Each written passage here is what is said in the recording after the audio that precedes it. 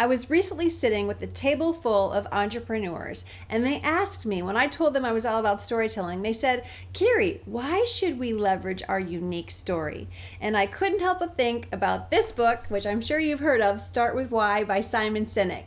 So I think I'll take the opportunity in this video to tell you a story about trust and competition, which are the two reasons why you need to be telling your why story. Plus, we'll look at Simon's model for why the brain is connected to all this. Stay tuned.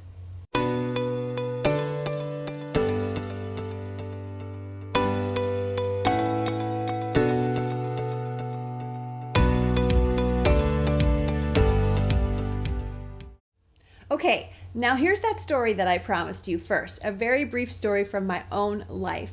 Now, I live in a place where there are a lot of restaurants. There's a cute little downtown. You can go walking on sort of like cobblestone areas and check out all the different fancy places to eat. Well, not all of them are fancy. Some of them are more casual. But anyways, there's a lot of different choices. And if you're a foodie, you'll love it. Now, I consider myself a foodie. However, I have some food sensitivities, so I have to be careful what I eat. Therefore, I have just a few places that I'm a loyal attendee of. And I say that with the caveat that I really don't go out to eat all that much. But when I do, I am loyal to the places that I like and that I know I can find something that's good for me to eat. So not so long ago, I was walking downtown enjoying a beautiful Saturday. It was sunshiny and there was a lot of people watching to be had. And I thought, you know what? I'm going to treat myself. I'm going to go out to lunch at one of my favorite spots. I haven't been there in quite some time, so let me go have some food over there. So I went in, I sat down, and I quickly heard the person sitting next to me, I was actually at a bar type seating, made some kind of snide remark. I thought, oh, that wasn't unnecessary, to the wait staff, right? To the people waiting there, waiting on her, working there. And I thought, wow, how rude. What a jerk, fill in the blank. And I thought I'm going to keep an open mind. And she was sort of on her way out.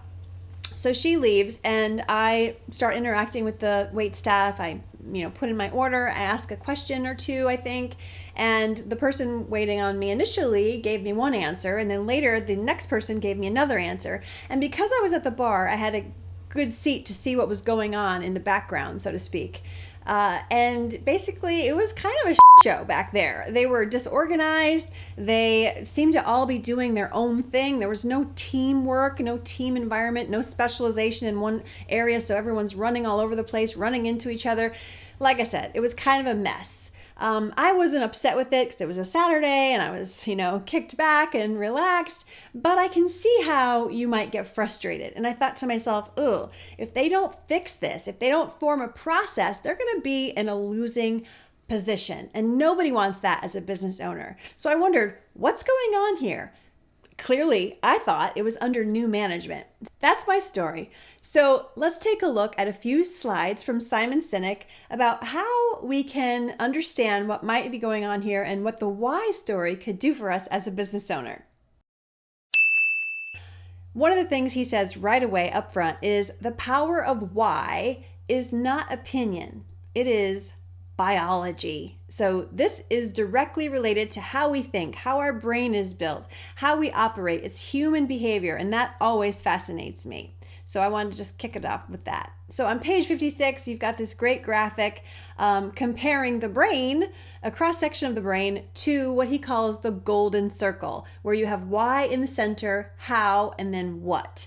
And if you know networking, like any business owner probably does, it's always about the what. We're always in the what area. Hi, I'm so-and-so. What do you do? I do this. Okay, who cares, right? That's what he means by start with why. So let's take a little deeper look at the golden circle by Simon Sinek. So here's a reminder. Why is in the center, how in the middle, and then what. So he's pointing out that with the brain cross-section, in the what area is the neocortex. And the limbic area is that central part. The why and the how are all in the limbic brain.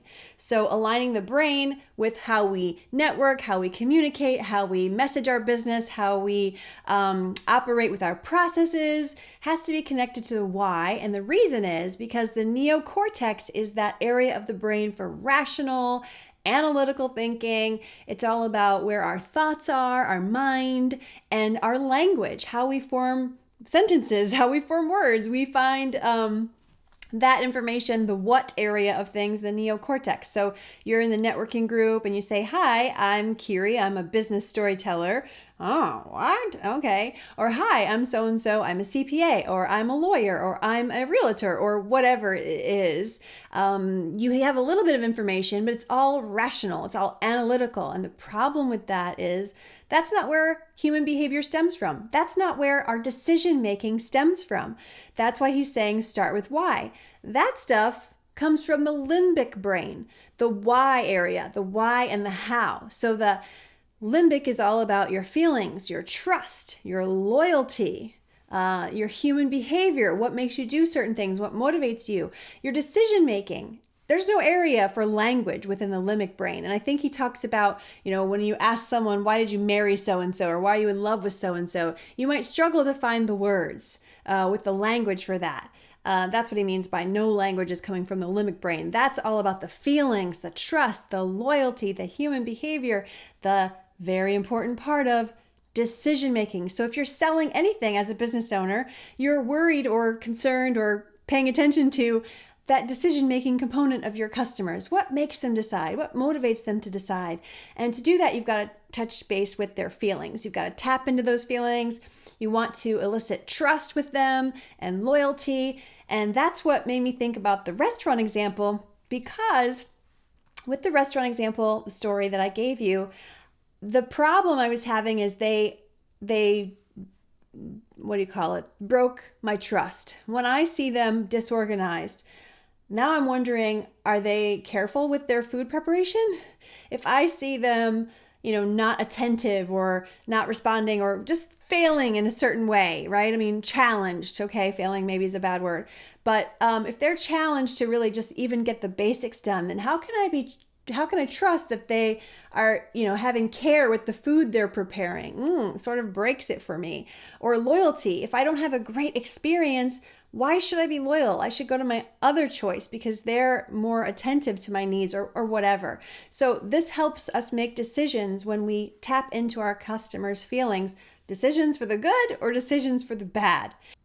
Okay, so before I go, I have one very important question for you. Have you articulated your why story yet? That means, have you written it? Have you practiced it? Have you articulated it in front of any other human beings on the planet?